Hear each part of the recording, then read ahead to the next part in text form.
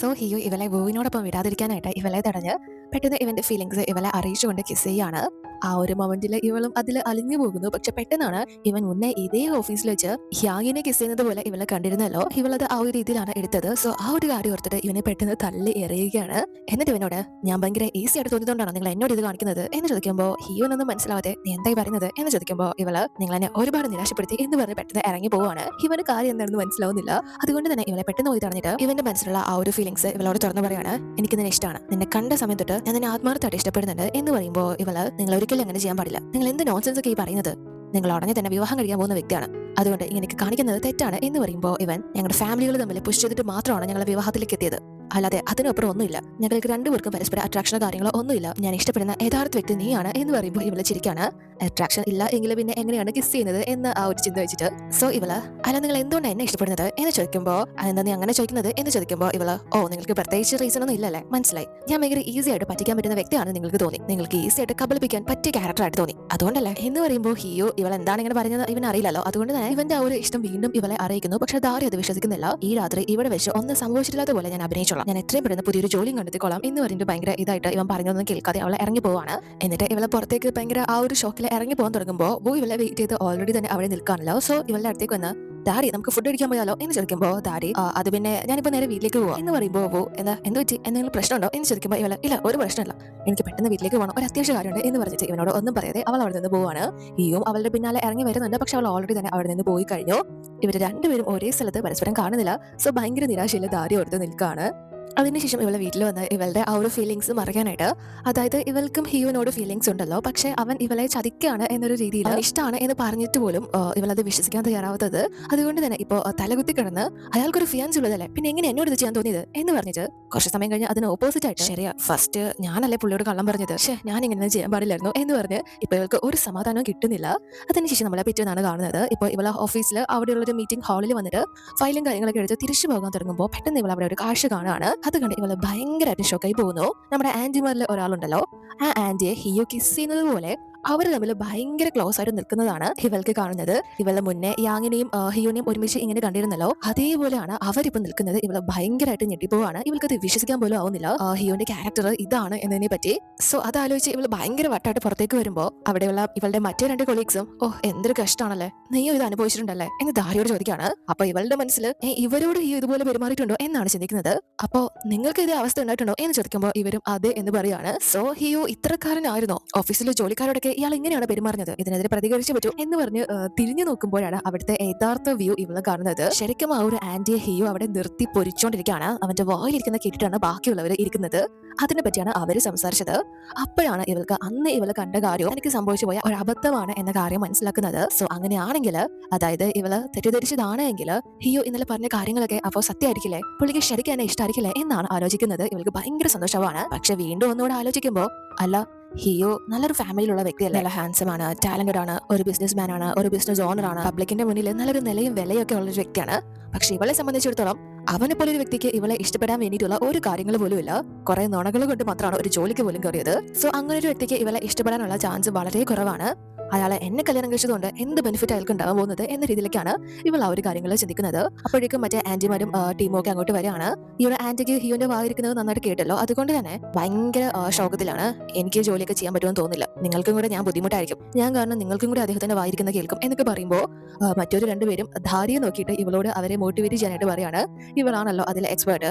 So ധാരിയും ഇവരോട് anti നിങ്ങളെ വിഷമിക്കാതിരിക്കുക, നമ്മുടെ ടീമിന്റെ നെടുന്തോണ്ട് തന്നെ ആന്റി അല്ലേ, ആന്റി ഇല്ലെങ്കിൽ നമ്മുടെ ടീം പൂർണ്ണമാവോ, ആന്റിക്ക് ആന്റിയുടേതായിട്ടുള്ള കഴിവുണ്ട് എന്നൊക്കെ പറഞ്ഞ് ഇവര് മൂന്നുപേരും കൂടി ഈ ഒരു ആന്റിക്ക് നല്ലൊരു മോട്ടിവേഷനും കാര്യങ്ങളൊക്കെ കൊടുക്കുമ്പോൾ അവർ ഓൺ ആവുകയാണ്. മാത്രമല്ല ഹിയോനെ കുറിച്ചും കുറ്റം പറയാണ്. അല്ലെങ്കിൽ തന്നെ അയാൾക്ക് എന്ത് അധികാരം ഉള്ളത് നമ്മളവർക്ക് അറിയാം, നമ്മളല്ലേ ഈ കമ്പനിക്ക് വേണ്ടി രാവും പകലും കിടന്ന് കഷ്ടപ്പെടുന്നത്, അയാളുടെ ദേഷ്യം എന്നാലും നമ്മുടെ തീർത്താൽ മതിയല്ലോ എന്നൊക്കെ പറഞ്ഞുകൊണ്ട് നിൽക്കുമ്പോൾ ഹിയോ കറക്റ്റ് ആയിട്ട് അത് കേട്ടുകൊണ്ട് വന്നിട്ട് എന്താ പറഞ്ഞത് എന്ന് ചോദിക്കുമ്പോൾ ആന്റിമാര് ഇല്ല സർ ഒന്നുമില്ല, ഞങ്ങൾ ഒന്നും പറഞ്ഞില്ല, ഞങ്ങള് നിങ്ങളില്ലെങ്കിൽ ഈ ഒരു കമ്പനിയുടെ കാര്യങ്ങൾ ഒന്നും നടക്കില്ലെന്നാ പറഞ്ഞത്, നല്ലതാ നിങ്ങളെ കുറിച്ച് പറഞ്ഞത് എന്ന് പറഞ്ഞ് അവിടെ നിന്ന് അവര് തടിതപ്പാണ്. പക്ഷെ ഹിയോ ആ ഒരു കാര്യങ്ങളൊക്കെ കേട്ട് എങ്കിൽ പോലും അവരോട് ഒന്നും തന്നെ പറയുന്നില്ല.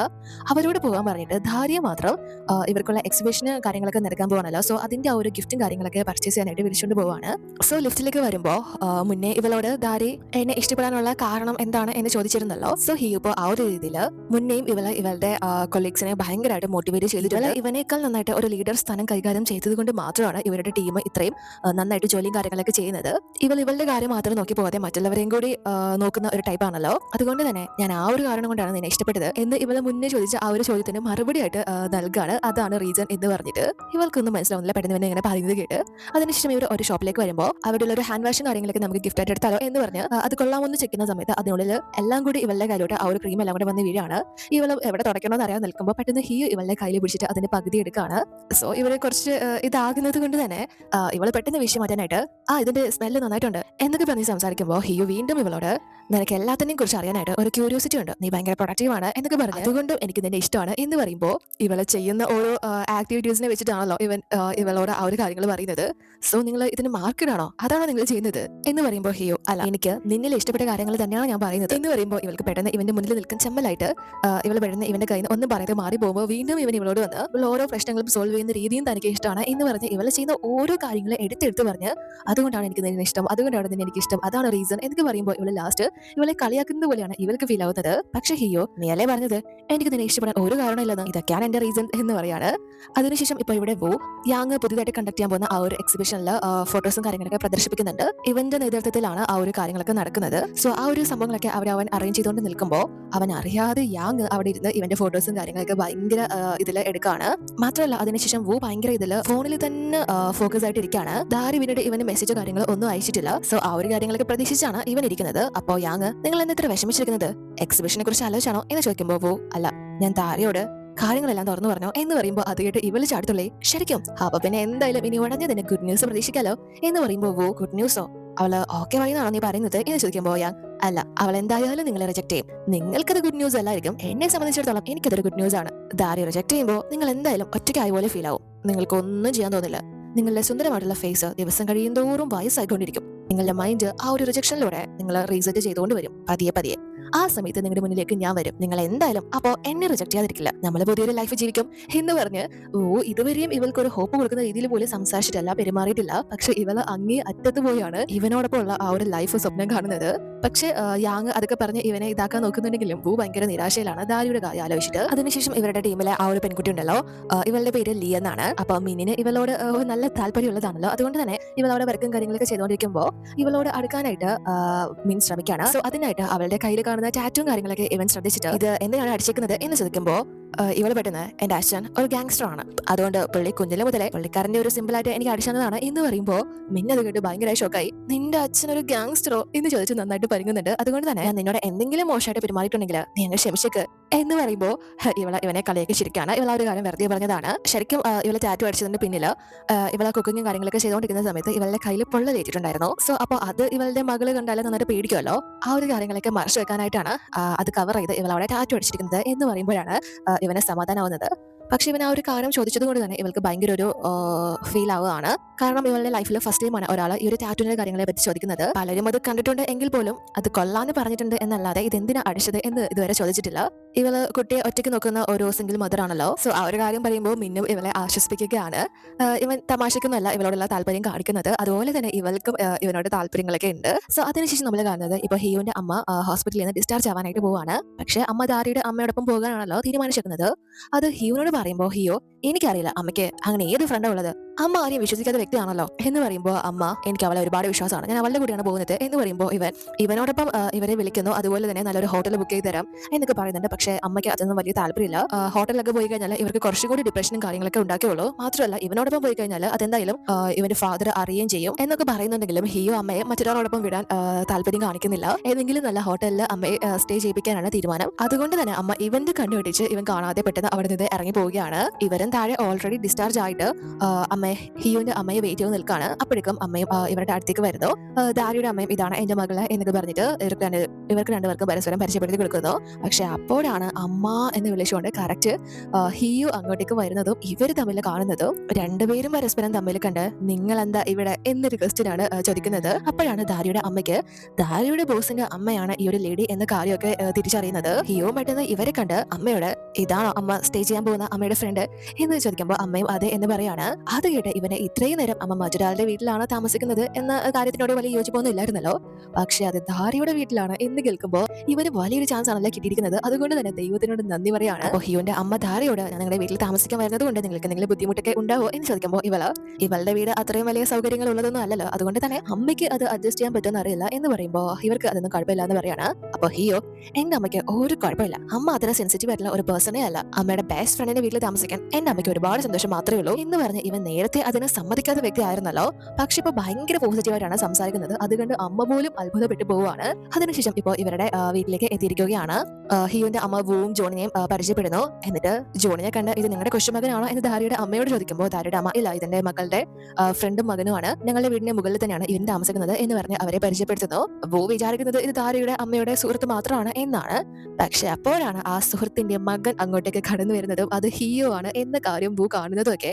സോയിൻ ഭയങ്കരമായി ഷോക്കായി പോവാണ്. അല്ല ഇയാൾ എന്താ ഇവിടെ ചെയ്യുന്നത് എന്ന് ചോദിക്കുമ്പോൾ ഹിയോ അറിയില്ലേ, ധാരയുടെ അമ്മയും എന്റെ അമ്മയും ഭയങ്കര ഫ്രണ്ട്സാ, ഇനി എന്റെ അമ്മ ഇവിടെയാ താമസിക്കാൻ പോകുന്നത് എന്ന് പറയുമ്പോൾ ഇവർ തമ്മിൽ നേരത്തെ തന്നെ ചേരാത്ത വ്യക്തികളാണല്ലോ. ഇപ്പോ തൃപ്തിയായിരിക്കുകയാണ്. സോ അതിനുശേഷം ഇപ്പോ വൂ ഇവർക്ക് എല്ലാവർക്കും കഴിക്കാൻ വേണ്ടി ഒരുപാട് ഡിഷും കാര്യങ്ങളൊക്കെ ഉണ്ടാക്കി വെച്ചിട്ടുണ്ട്. എല്ലാവരും കഴിക്കാനായിട്ട് ഇരിക്കുകയാണ്. ഒരുപാട് ഡിഷാണ് ഇവൻ ഉണ്ടാക്കി വെച്ചേക്കുന്നത്.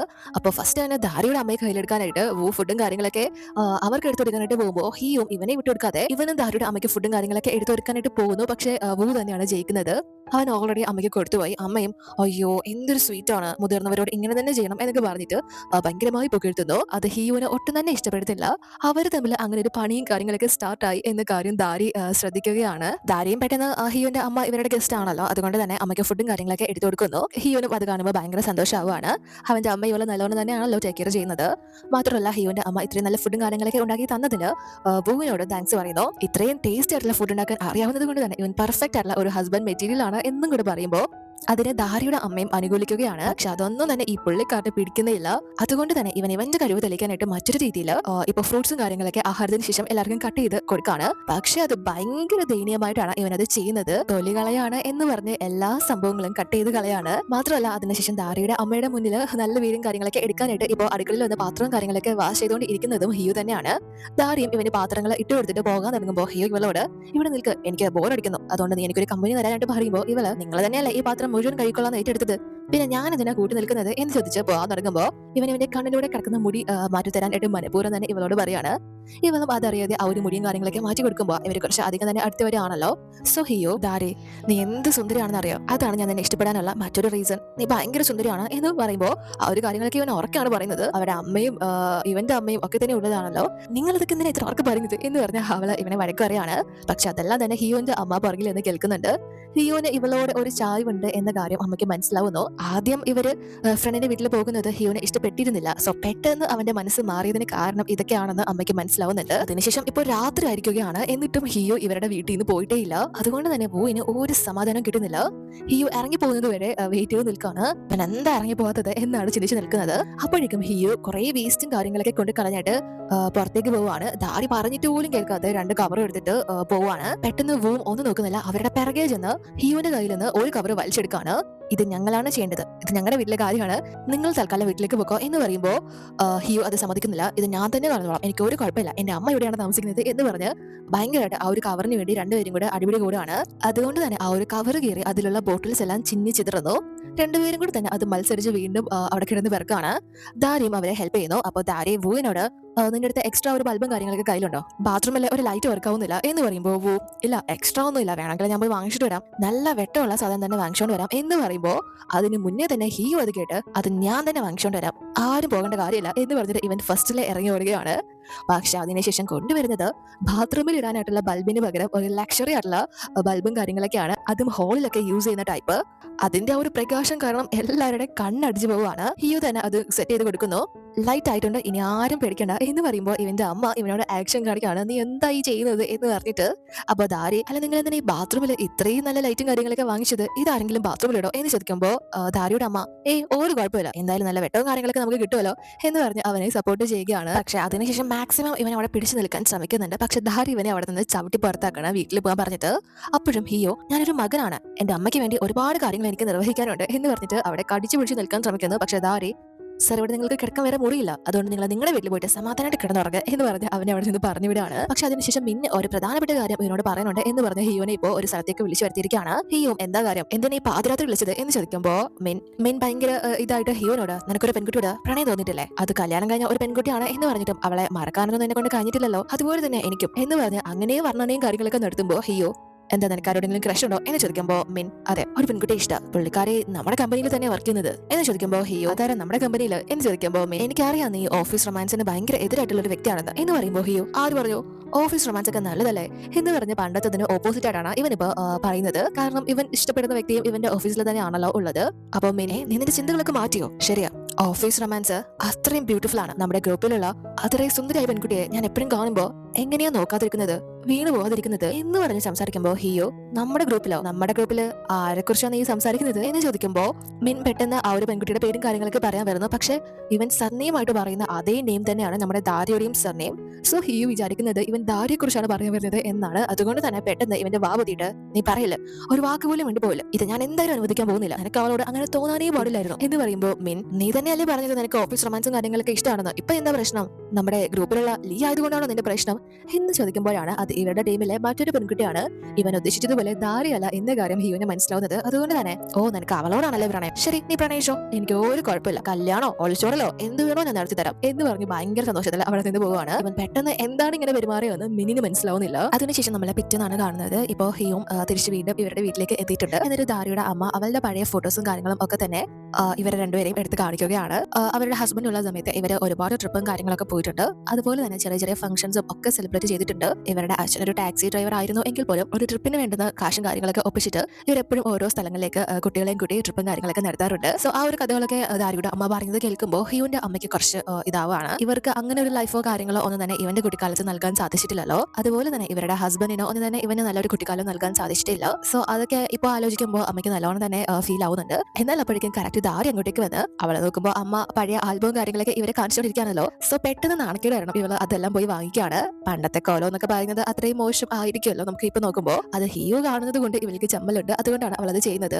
ഹിയുന്റെ അമ്മ ഇത്ര നാണിക്കേണ്ട കാര്യമൊന്നുമില്ല, നീ അതിലൊക്കെ ഭയങ്കര സുന്ദരിയായിട്ടുണ്ട്, നിങ്ങൾ എന്ത് സന്തോഷത്തോടെ എല്ലാവരും നിൽക്കുന്നത്, എനിക്ക് ഒരിക്കൽ പോലും ഹിയുനെ പുറത്തു കൊണ്ടുപോയി ഇതേപോലെയൊക്കെ എക്സ്പ്ലോർ ചെയ്യിപ്പിക്കാൻ ഒരിക്കൽ പോലും സാധിച്ചിട്ടില്ല, ഞാനെപ്പോഴും ഹോസ്പിറ്റലിലായിരിക്കും എന്ന് പറഞ്ഞ ആ ഒരു രീതിയിൽ വേദനയോടെ സംസാരിക്കുമ്പോൾ ഹിയു പെട്ടെന്ന് അമ്മ എന്തിനാ ഇപ്പൊ ഇങ്ങനെയൊക്കെ പറയുന്നത്, എനിക്കതൊന്നും ഒരു പ്രശ്നമല്ല എന്ന് പറയുമ്പോൾ അവരുടെ ആ ഒരു സിറ്റുവേഷനും കാര്യങ്ങളൊക്കെ ദാരിക്ക് മനസ്സിലാവുന്നത് കൊണ്ട് തന്നെ എങ്കിൽ പിന്നെ നമുക്കൊരു കാര്യം ചെയ്യാം, നമുക്ക് ഇന്നൊരു വൺ ഡേ ട്രിപ്പും കാര്യങ്ങളൊക്കെ പോയാലോ, ഇപ്പോഴത്തെ കാലാവസ്ഥയിൽ ഭയങ്കര നൈസാണ്, എല്ലാവർക്കും കൂടെ ഒരുമിച്ച് പോവാം, ഫുഡും കാര്യങ്ങളും ഒക്കെ തന്നെ പുറത്തു പോയി കഴിക്കാം, കുറച്ച് സമയം അവിടെ ചെലവിടാം എന്ന് പറയുമ്പോൾ എല്ലാവർക്കും അതൊരു നല്ല ഐഡിയ ആയിട്ട് തോന്നുകയാണ്. അതുകൊണ്ട് തന്നെ ഇവരിപ്പോൾ പോകുന്നത് ഇവർക്ക് സ്വന്തമായിട്ട് ഒരു പാർക്കും കാര്യങ്ങളൊക്കെ ഉണ്ടല്ലോ അങ്ങോട്ടേക്ക് തന്നെയാണ്.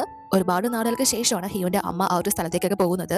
ദാരിയുടെ അമ്മയും ഫസ്റ്റ് ടൈം ആണല്ലോ ഇങ്ങനെ ഒരു പാർക്ക് കാണുന്നത്. ഇത്രയും ബ്യൂട്ടിഫുൾ ആയിട്ടുള്ള പാർക്ക് നിർമ്മിച്ചത് ഹിയുവിന്റെ അമ്മയാണല്ലോ. അത് ദാരിയുടെ അമ്മയ്ക്കും ഒരുപാട് ഇഷ്ടപ്പെടുകയാണ്. സോ നമുക്ക് എന്തായാലും ഇനി വല്ലപ്പോഴൊക്കെ ഇവിടെ വരണം എന്ന് തീരുമാനിക്കുകയാണ്. അപ്പൊ അത് കേട്ട് പോവുകയാണെങ്കിൽ ഹിയുവിനേക്കാൾ മുന്നേ തീർച്ചയായും ആന്റി ഞാൻ വല്ലപ്പോഴൊക്കെ ആന്റി ഇങ്ങോട്ട് കൂട്ടിക്കൊണ്ട് വന്നോളാം, അത് ആന്റിയുടെ ഹെൽത്തിന് ഒരുപാട് ഉപകാരപ്പെടും എന്ന് പറഞ്ഞ് വീണ്ടും ഇതായിട്ട് സംസാരിക്കുമ്പോൾ, അതായത് നല്ലവനായ ഉണ്ണിയായിട്ട് സംസാരിക്കുമ്പോൾ ഹിയുവിന് അത് തീരെ പിടിക്കുന്നില്ല. അതുകൊണ്ട് തന്നെ അല്ല നിന്റെ മകന് സ്കൂളിലെ ക്ലാസ് ഒന്നുമില്ലേ, എന്തിനാ നീ ഇവിടെ കിടന്ന് ചുറ്റി തിരിയുന്നത് എന്ന് ചോദിക്കുമ്പോൾ വോ ഇന്ന് സൺഡേ അല്ലേ, സൺഡേ ആയിട്ട് ഏത് സ്കൂളാണ് തുറന്നു വെച്ചേക്കുന്നത് എന്ന് ചോദിച്ചിട്ട് പോവാണ്. എന്നിട്ട് അമ്മമാരോടും ദാരിയോടും ഒക്കെ വന്ന് നിങ്ങൾക്കെല്ലാം ദാഹിക്കുന്നുണ്ടായിരിക്കില്ല, ഞാൻ പോയി വെള്ളം കാര്യങ്ങളൊക്കെ വാങ്ങിച്ചുകൊണ്ട് വരാം എന്ന് പറയുമ്പോൾ ഹിയോ തന്നെ സമ്മതിക്കുന്നില്ല. ഞാൻ പോയിട്ട് വരാം എന്ന് പറഞ്ഞ് അവർ തമ്മിൽ വീണ്ടും മത്സരം തുടങ്ങാണ്. ഞാൻ പോവാന്ന് പറഞ്ഞ്.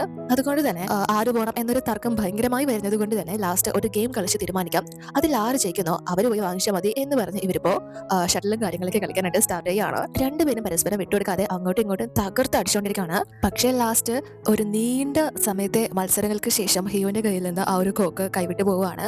സോ മുന്നേ തീരുമാനിച്ചതുപോലെ അവർക്ക് കഴിക്കാനും കുടിക്കാനും ഉള്ള സാധനങ്ങൾ പോയി വാങ്ങുന്നത് പോവാണ്. അതുകൊണ്ട് തന്നെ ഹിയോ ഇപ്പോ അതിലൊന്നും പങ്കെടുക്കാതെ ദൂരെ മാറിപ്പോയി വിഷമിച്ചിരിക്കുകയാണ്. എത്ര ആളാവാൻ നോക്കിയിട്ടും ആ ഒരു കാര്യങ്ങൾ ഒന്നും നല്ല രീതിയിൽ വരുന്നേ ഇല്ലല്ലോ. അതിന്റെ ആ ഒരു വിഷമത്തിൽ അവിടെ പിണങ്ങി പോയിരിക്കുകയാണ്. സോ ഹിയോന്റെ അമ്മ അവനെ ആശ്വസിപ്പിക്കാനായിട്ട് നിങ്ങൾ വിചാരിക്കുന്ന പോലെ ഒന്നും അല്ല കേട്ടോ, ഇവൻ സ്പോർട്സിൽ നല്ല മിടുക്കനാ, നല്ല മികവ് പുലർത്തിയിട്ടുള്ള കുട്ടിയാ എന്നിങ്ങനെ പറയുമ്പോൾ ദാരിയുടെ അമ്മയും അതുപോലെ തന്നെ ദാരിയും ഹിയോ കളിച്ച ആ ഒരു ഗെയിം ഒരു കുഴപ്പമുണ്ടായിരുന്നു, നല്ലോണം തന്നെ കളിച്ചത് എന്ന് പറഞ്ഞ് ആശ്വസിപ്പിക്കുന്ന രീതിയിൽ സംസാരിക്കുകയാണ്. മാത്രമല്ല സ്കൂളിലൊക്കെ കോമ്പറ്റീഷനിൽ പങ്കെടുത്തോണ്ടിരുന്നപ്പോൾ ഒരു സെക്കൻഡ് മാത്രമാണ് കിട്ടിയിട്ടുള്ളത് എന്നും കൂടി പറയുമ്പോൾ ഹിയോന് ഭയങ്കര സന്തോഷമായിട്ട്.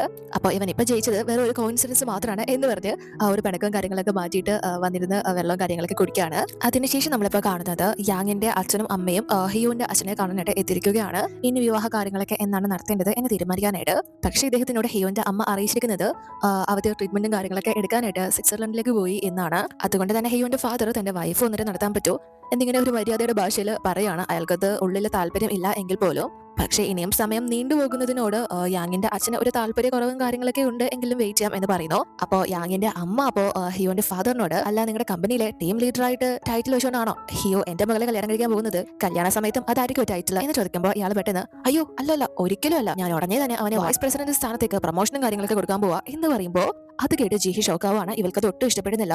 ഇവൾക്ക് ആ ഒരു കമ്പനിയിലുള്ള പോസ്റ്റിനേക്കാൾ കൂടിയ പോസ്റ്റാണ് ഹിയോന് കൊടുക്കാനായിട്ട് പോകുന്നത്. ഏകദേശം ആ ഒരു കമ്പനി അധികാരി എന്ന നിലയിലോട്ട് പോവുകയാണ് ഹിയോ. അതുകൊണ്ട് തന്നെ ഇവളത് ബ്ലോക്ക് ചെയ്യാനായിട്ട് പെട്ടെന്ന് അച്ഛനോട്, അല്ല അത് പെട്ടെന്നൊക്കെ എങ്ങനെ തീരുമാനിച്ചാൽ എങ്ങനെ ശരിയാവും, ബോർഡ് മെമ്പേഴ്സ് ഒക്കെ അതിന് ഓപ്പോസിറ്റ് ആവില്ലേ എന്ന് ചോദിക്കുമ്പോൾ അച്ഛൻ, എന്തിന്? എന്റെ മകന് ഞാൻ ആ പൊസിഷൻ കൊടുക്കുന്നതുകൊണ്ട് ആർക്കും ഇവിടെ പ്രശ്നം, അവൻ അതിനുള്ള കഴിവുണ്ട്, അത് ആർക്കും പ്രശ്നം ഉണ്ടാവേണ്ട കാര്യമല്ല എന്ന് പറയുന്നുണ്ടെങ്കിലും ഇവൾക്ക് അത് അക്സെപ്റ്റ് ചെയ്യാനേ പറ്റുന്നില്ല. അതുകൊണ്ട് തന്നെ ഇവള് ഒരുപാട് പ്ലാനും കാര്യങ്ങളൊക്കെ വർക്ക്ഔട്ട് ആക്കാൻ നോക്കിയെങ്കിലും ഒന്നും തന്നെ ഇവള് വിചാരിച്ച രീതിയിലോട്ട് എത്തിയില്ലല്ലോ. അതുകൊണ്ട് തന്നെ ലാസ്റ്റ് ഇപ്പോൾ ഹോങ്ങിനോട് ഒരു സഹായത്തിനായിട്ട് അവന്റെ ടീമിൽ ചേരാം എന്നൊരു മൈൻഡിൽ ഇപ്പോൾ ഇവന്റെ അടുത്തേക്ക് ഇവളെ എത്തിയിരിക്കുകയാണ്.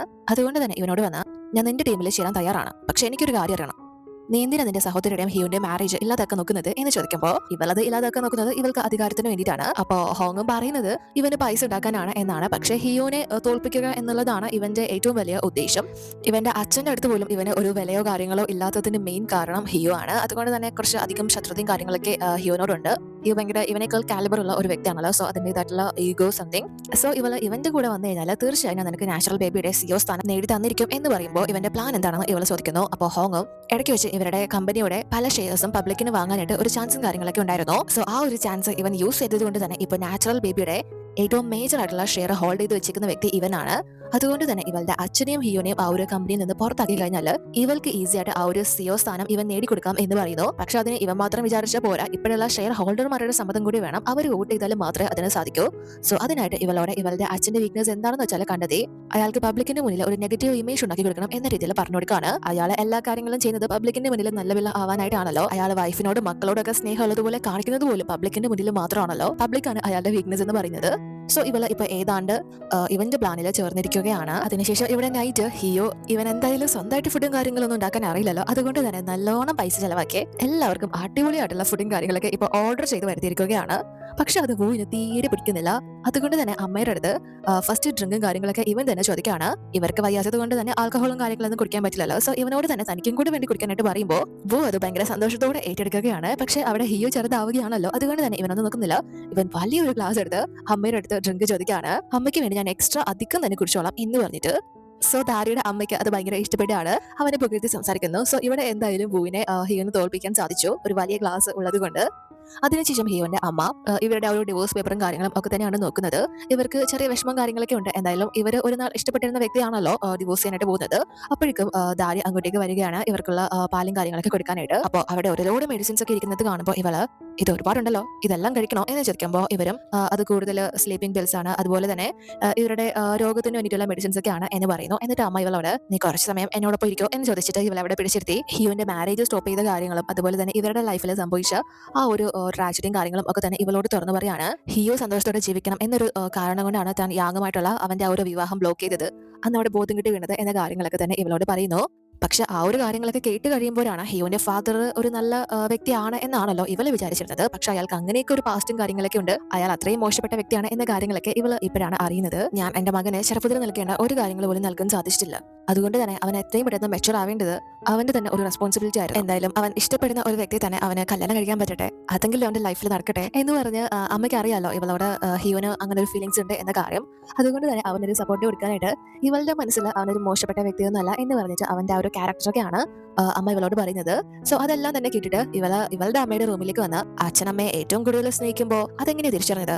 അപ്പൊ എന്താ അച്ഛൻ അമ്മയോട് പറയുന്നത് എന്ന് ചോദിക്കുമ്പോൾ അമ്മ എന്താ നിന്നോട് ആരെങ്കിലും ഇഷ്ടമാണെന്ന് പറഞ്ഞോ എന്ന് ചോദിക്കുമ്പോൾ ഇവള് അല്ല അങ്ങനെയല്ല, ഞാനത് ഫോണിൽ ജസ്റ്റ് കണ്ടതാണ്. നമ്മൾ ശരിക്കും ഒരാളെ ഇഷ്ടപ്പെട്ട് കഴിഞ്ഞാൽ അതെങ്ങനെയാ അത് ജെനിനാണെന്ന് നമുക്ക് മനസ്സിലാവുന്നത് എന്ന് ചോദിക്കുമ്പോൾ അമ്മ നിന്റെ അച്ഛന്റെ കാര്യം എടുത്തു കഴിഞ്ഞാൽ നിന്റെ അച്ഛൻ ഒരിക്കൽ പോലും അദ്ദേഹത്തിന്റെ ഫീലിംഗ്സ് എന്നോട് പറഞ്ഞിട്ടേ ഇല്ല, പക്ഷെ അത് കാണിച്ചു തന്നിട്ടുണ്ട്. ഞാൻ എപ്പോഴൊക്കെ ഒരു പ്രശ്നത്തിൽ അകപ്പെട്ടിട്ടുണ്ടോ അപ്പോഴെല്ലാം നിന്റെ അച്ഛൻ അവിടെ എത്തി എന്നെ സഹായിക്കാറുണ്ട്. ഒരു വട്ടമൊന്നല്ല, എപ്പോഴൊക്കെയാണോ അപ്പോഴെല്ലാം. അപ്പോഴാണ് ഞാനും നിന്റെ അച്ഛൻ എന്നെ എത്രമാത്രം സ്നേഹിക്കുന്നുണ്ടെന്ന കാര്യം തിരിച്ചറിഞ്ഞത്. ഒരു വ്യക്തി ചിലപ്പോൾ ഇഷ്ടമാണെന്ന് പറഞ്ഞതുകൊണ്ട് മാത്രം അവർക്ക് ഉള്ളിൽ നമ്മളോട് ഫീലിംഗ്സ് ഉണ്ടാവണമെന്നില്ല, അതിന് അവരുടെ പ്രവൃത്തികളിലേക്ക് നോക്കിയാൽ മതി എന്ന് പറഞ്ഞ് ആ ഒരു കാര്യങ്ങൾ ഇവൾക്ക് പറഞ്ഞു കൊടുക്കുമ്പോൾ ഇവൾക്കും അത് മനസ്സിലാവുകയാണ്. എന്നിട്ട് ഇവൾ ഹാളിലേക്ക് വന്ന് നോക്കുമ്പോൾ ഹിയോ ഇന്ന് അവിടെ നിന്ന് പോയിട്ടില്ല, ഒറ്റയ്ക്കാണല്ലോ ഉള്ളത്. ഉള്ളത്. ഡ്രൈവ് ചെയ്ത് പോകാൻ പറ്റില്ല, നല്ലോണം മദ്യപിച്ചിട്ടുണ്ട്. അതുകൊണ്ട് തന്നെ ഇവരുടെ ആ ഒരു ഹാളിൽ തന്നെയാണ് അവൻ കിടക്കുന്നത്.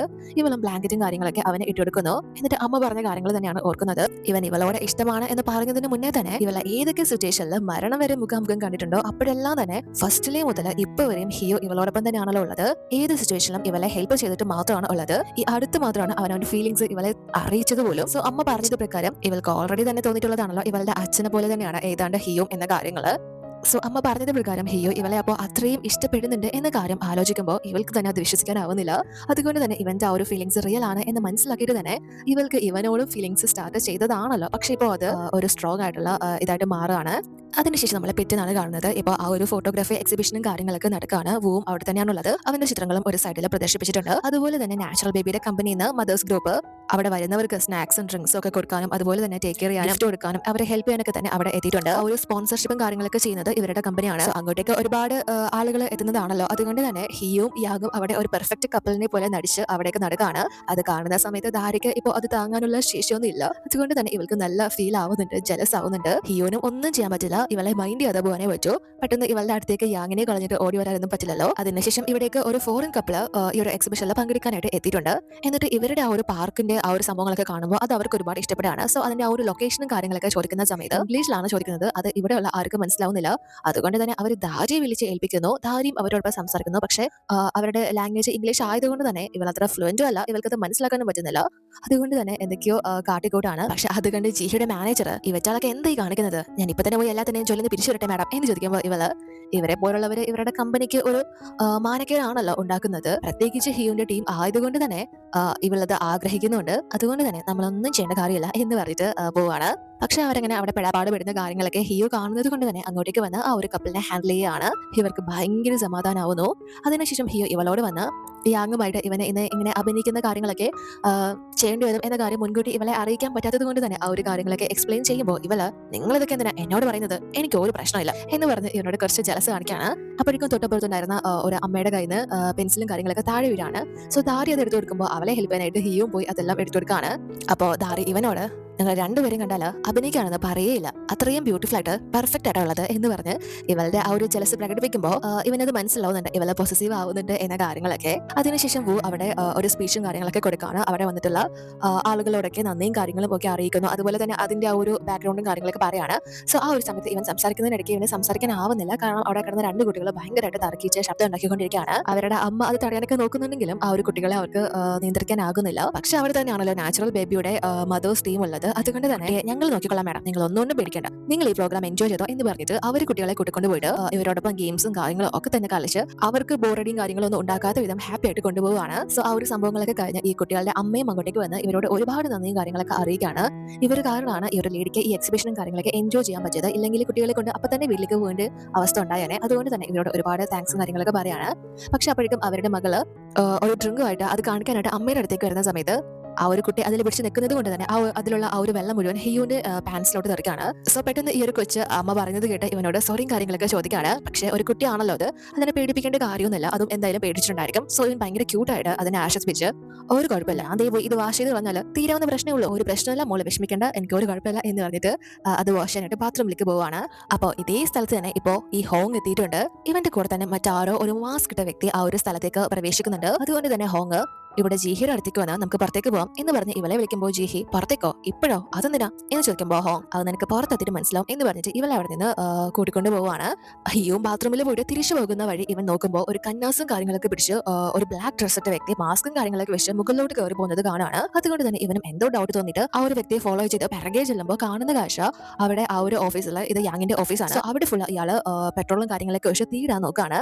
ഇയാളെ കൊണ്ട് ഇത് ചെയ്യിപ്പിക്കുന്നത് ഹോങ് ആണ്. കാരണം ഈ ഒരു എക്സിബിഷനും കാര്യങ്ങളൊക്കെ കണ്ടക്ട് ചെയ്തിരിക്കുന്നത് നാച്ചുറൽ ബേബിയുടെ ഹിയോന്റെ ഡിപ്പാർട്ട്മെന്റ് ആണല്ലോ. സോ ഇവിടെ എന്തെങ്കിലും അപകടങ്ങൾ കാര്യങ്ങളൊക്കെ ഉണ്ടായി ആർക്കെങ്കിലും വല്ലതും പറ്റിക്കഴിഞ്ഞാൽ പൂർണ്ണ ഉത്തരവാദിത്തം ഏറ്റെടുക്കേണ്ടത് ഹിയോ ആയിരിക്കും. ഹിയോന്റെ മുകളിലായിരിക്കുമല്ലോ ആ ഒരു കാര്യങ്ങളൊക്കെ വന്ന് വീഴുന്നത്. സോ അങ്ങനെ ഒരു നെഗറ്റീവ് ഇമേജ് ഉണ്ടാക്കി കൊടുക്കാനാണ് ഹോങ് ശ്രമിക്കുന്നത്. പക്ഷേ ഹിയു ആ ഒരു കാര്യങ്ങൾ കണ്ട് പെട്ടെന്ന് ഇയാളെ പോയി പിടിച്ചു മാറ്റിയിട്ട് അത് തടയാൻ ശ്രമിക്കുന്നു. അങ്ങനെ അവർ തമ്മിൽ ഒരു വലിയ ഫൈറ്റും കാര്യങ്ങളൊക്കെ അവിടെ നടക്കുകയാണ്. ഹിയു വിട്ടുകൊടുക്കുന്നില്ല. ഇയാളുടെ ആ ഒരു മുഖം കാണാനായിട്ട് അയാളുടെ മാസ്കും കാര്യങ്ങളൊക്കെ ഊരാൻ നോക്കുന്നു. പക്ഷെ അയാളുടെ കണ്ണ് മാത്രമാണ് ഇവനെ കാണാൻ സാധിക്കുന്നത്. ഉടനെ തന്നെ ഇയാളും അവനെ പിടിച്ച് തള്ളിയിട്ട് അവിടെ ഉണ്ടായിരുന്ന ഒരു ചെടി എടുത്ത ഹിയുവിന്റെ തല അടിച്ച് പൊട്ടിക്കാണ്. ഓൺ ദ സ്പോട്ടിൽ തന്നെ ഹിയു അവിടെ ബോധം പോയി വീഴുന്നു. എന്നിട്ട് ഇയാൾ അവിടെ നിന്ന് പെട്ടെന്ന് രക്ഷപ്പെട്ടു പോകുന്നില്ല. അവിടെ ഓൾറെഡി തന്നെ ഓയിലും കാര്യങ്ങളൊക്കെ ഒഴിച്ചിട്ടുണ്ടായിരുന്നല്ലോ. സോ അവിടെ തീയിട്ട് ആ ഒരു ഡോറും ലോക്ക് ചെയ്തിട്ടാണ് അയാൾ അവിടെ നിന്ന് ഇറങ്ങി പോകുന്നത്. ഹിയു ബോധമില്ലാതെ അവിടെ ലോക്കായി പോവാണ്. പക്ഷെ അവിടെ ഫയറും കാര്യങ്ങളൊക്കെ സ്റ്റാർട്ട് ആയതുകൊണ്ട് തന്നെ അവിടെ ഫുള്ള് അലാറും കാര്യങ്ങളൊക്കെ ഓൺ ആവാൻ തുടങ്ങുകയാണ്. എല്ലാവരും ഭയങ്കരമായിട്ട് പേടിക്കുന്നു. അവിടെ ഓൾറെഡി തന്നെ ഒരുപാട് ആളുകൾ ആ ഒരു എക്സിബിഷനിൽ പങ്കെടുക്കാനായിട്ട് എത്തിയിട്ടുണ്ടായിരുന്നല്ലോ. സോ അവരെല്ലാം തന്നെ ഈ മദേഴ്സ് ടീം എന്തായാലും പേടിച്ച് പിന്മാറുന്നില്ല. പെട്ടെന്ന് തന്നെ അവിടെ വന്നിട്ടുള്ളവരൊക്കെ സേഫ് ആയിട്ട് ആരും കൂട്ടുന്നിട്ട് പോകാതെ സേഫ് ആയിട്ട് തന്നെ എല്ലാവരും ഒരുമിച്ച് ഒരു അപകടവും കാര്യങ്ങളും ആർക്കും പറ്റാതെ തന്നെ എല്ലാവരെയും പുറത്ത് സേഫ് ആയിട്ട് എത്തിക്കുകയാണ്. എല്ലാവരെയും പുറത്തേക്ക് കൂട്ടിക്കൊണ്ട് വന്നിട്ടുണ്ട്. എന്നിട്ട് എല്ലാവരും പുറത്തു കൊണ്ടുവന്ന് അവർക്ക് ആവശ്യമായിട്ടുള്ള വെള്ളവും കാര്യങ്ങളും ഒക്കെ തന്നെ കൊടുത്തിട്ട് ഈ ഒരു എക്സിബിഷനിൽ പങ്കെടുക്കാൻ എത്തിയ എല്ലാവരും പുറത്ത് എത്തിയിട്ടുണ്ടോ എന്ന കാര്യങ്ങളൊക്കെ ചെക്ക് ചെയ്യുമ്പോൾ എല്ലാവരും എത്തിയിട്ടുണ്ട്. പക്ഷേ ഇവരുടെ കൂട്ടത്തിലുള്ള പ്രധാന വ്യക്തിയായിട്ടുള്ള ഹിയോനെ അവിടെ കാണുന്നില്ല എന്ന കാര്യം അവരപ്പോഴാണ് ശ്രദ്ധിക്കുന്നത്. അവൻ ബാത്റൂമിലേക്ക് പോയതാണല്ലോ. അതുകൊണ്ട് തന്നെ പെട്ടെന്ന് ദാരി ഒന്നും നോക്കുന്നില്ല. ഉടനെ തന്നെ അകത്തേക്ക് കയറി പോവുകയാണ് അവനെ നോക്കാനായിട്ട്. അവിടെ ഫുള്ള് തീ പടർന്ന് പിടിച്ചുകൊണ്ടിരിക്കുകയാണല്ലോ. പക്ഷെ അവൾ അതിനകത്തേക്ക് കയറി ഓടുന്നു. ഇവൾ എന്നിട്ട് ബാത്റൂമിലൊക്കെ നോക്കുന്നുണ്ടെങ്കിലും അവിടെയൊന്നും ആരും ഉണ്ടായിരുന്നില്ല. സോ അവൻ മുകളിലേക്ക് പോയോ എന്നറിയാതെ ഇവൾ അങ്ങോട്ടേക്ക് വന്ന് നോക്കുന്ന സമയത്ത് കറക്റ്റ് ഒരു റൂമിൽ ഹിയോ ലോക്കായി കിടക്കാണ്.